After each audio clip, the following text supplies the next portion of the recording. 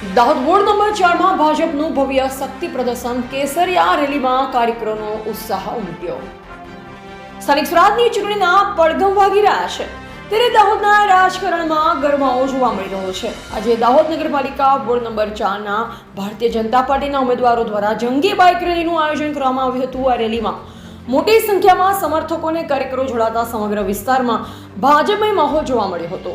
Ward number 4 ના ભાજપના ચારેય ઉમેદવારોના સમર્થનમાં યોજાયેલી આ બાઇક રેલીમાં સેંકડો યુવાનો અને વડીલોએ પોતાની બાઇક પર પક્ષના ઝંડા લગાવી જોડાયા। રેલી વોર્ડના મુખ્ય માર્ગ અને સોસાયટીઓમાંથી પસાર થઈ હતી, જ્યાં સ્થાનિક રહીશો દ્વારા ઉમેદવારોનું સ્વાગત કરવામાં આવ્યું હતું। ઢોલ નગારાઓના નાદ અને ભારત માતા કી જયના નારાઓથી વાતાવરણ ગુંજી ઉઠ્યું હતું।